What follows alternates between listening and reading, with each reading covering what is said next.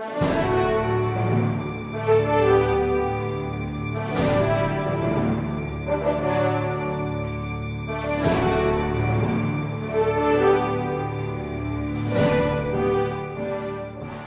you also have to be very careful of the sensitivities of your depositors.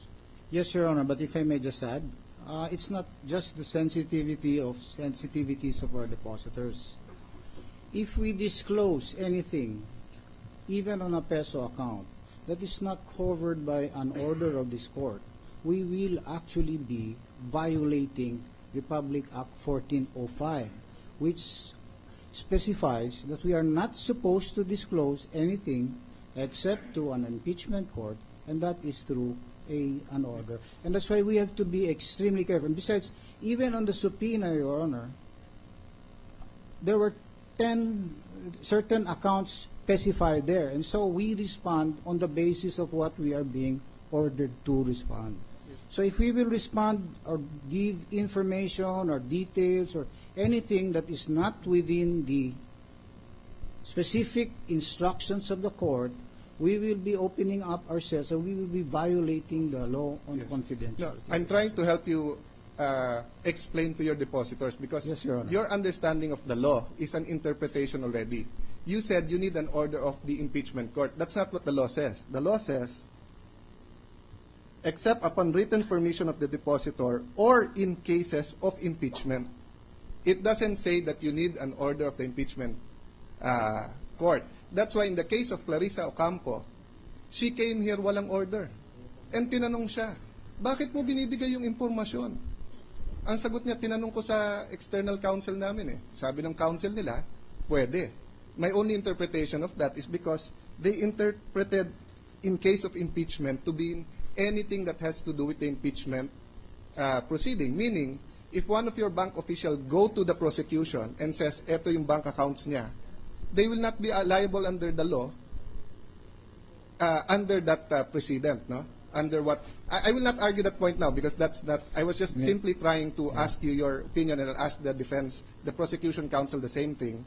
But I was just trying to help you also, because you know we are being monitored here, we are being watched ng ating mga kababayan. All banks are also probably watching your situation. Yes. And I'd like to show you that although we ask you tough questions, no, we are not insensitive to the situation of your bank and the banking industry, sir. I thank you for that, Your Honor. And if I may just add, in the case of Clarissa Ocampo, precisely when she did disclose without a court order or no direction from the court, or for that matter, a consent from the depositor, the bank suffered significantly right after that. Yes. Deposits get eroded. Precisely. That's what I was pointing out. Yung po yung practice, yung po yung actual na nangyari. Okay. Pero hindi po siya nakasuhan at wala pong penalty ang Bangko Sentral sa kanila at conditionally tinanggap yung ebidensya dito sa impeachment court because nga ito yung kaibahan ng batas sa aktual. Ang batas, payagan man kayo magbigay ng impormasyon, actually, it causes jitters sa mga depositors. So I'll not ask you and will not debate on the law, but I will agree with you that the mere fact that, Mr. President, just 30 seconds to finish. But I will agree with you, and that's why to the depositors who are watching, I wanted to send them the message that you don't have a choice kapag ka-impeachment proceedings ito. No? May I ask the prosecution counsel, no? Same question. Anong interpretation nyo sa 1405? Kailangan orderan pa yung bangko na dalhin dito? Or the mere fact na may pumunta sa inyo na kahit anong opisyal ng bangko at sinabi impeachment case to, ito yung dokumento? I would like to agree with the position of Your Honor, and precisely as one of the exceptions to the prohibition, an impeachment by the very nature of the proceeding is in essence an opportunity to deviate from the prohibition, and on that premise we agree that as long as it's an impeachment, the witness or the bank official may be compelled and may disclose details pertaining to the I'll give the peso. defense a chance to say their opinion, but one follow-up question there. Then it wouldn't matter kung anonymous, kung ang nagbigay ng tip kilala o hindi.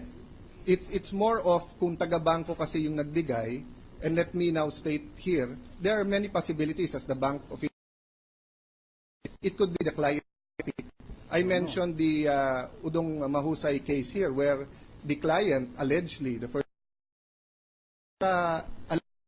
papeles at tinakbo yung mga papeles, kaya ito ang ibinigay. The bank manager said that they also went through some audits. So not to point fingers here, but there are 1,001 possibilities. But the point is, kung saan man nanggaling, if yung Clarissa Ocampo president is correct, and if the interpretation of 1405 is correct, it doesn't really matter kung sino nagbigay, because this is an impeachment case. But can I ask the defense, do you have a different interpretation? Sa inyo ho ba kailangan may order pa yung korte or pwedeng ibigay ng bangko? Well, the mere fact that the case is an impeachment case does not exempt anybody else from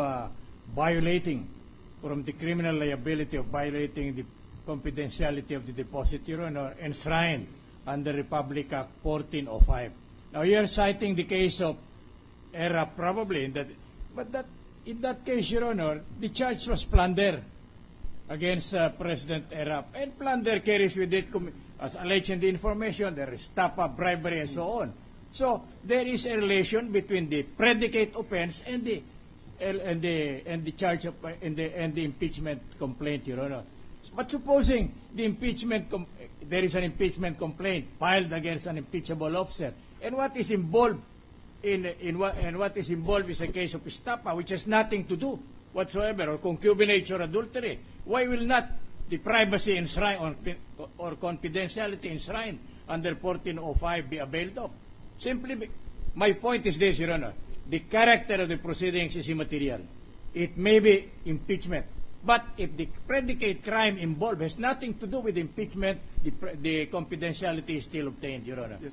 And that was made succinctly clear in the Arab case, because the charge there is plunder, and there were allegations of bribery and other crimes, Your Honor, in the information. So there is the commission of the offense. Therefore, there is no necessity of a court order, revelation, or dealing with the account of the respondent public officer may be made, Your Honor, without an order of the court. Sir, your explanation is very, very clear. No?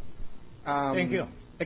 I was just relying on the jurisprudence on the point. The Senate President, the presiding officer, already ruled several times that 2.2 and 2.3 in Article 2 includes allowing the prosecution to show that if there are bank accounts that exceed what was declared in the SALN as declared as cash assets of the. So in this case, although of course you will have your turn to dispute that and say whether or not that's a valid allegation, no?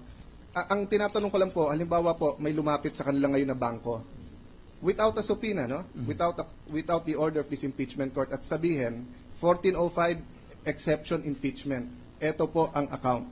We want to be patriotic, whatever. No? Whether ang laman ng account zero or whether ang laman ay napakalaki. That will be a violation of Republic In your Act opinion. 1405. Yes, Your Honor. I'll stop there, Yes, Mr. Your Honor. President. Definitely yes. As what you will notice, it is not only the legal liability that is paramount in this particular. You will note that when the revelation or the revelation of the account had been made, there is a bank run that causes the closure of PCI Bank. PCI Bank. Well, Your Honor, how can I guarantee, for instance, let's say I'm the lawyer involved. Say, sige, labas mo. Hindi ka covered. But the depositor started to withdrawing. Can I answer for the multi-million business that had been lost by the bank simply because of my advice? I should be very, very. Precisely my point, counsel, no? The Honorable Justice Cuevas. I was saying that iba po yung issue ng bank run at hindi natin pwedeng hindi tignan yon.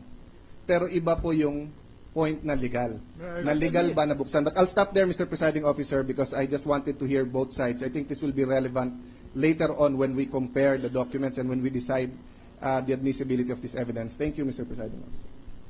All right, let's proceed. Mr. President, we're finished with the witness at this point.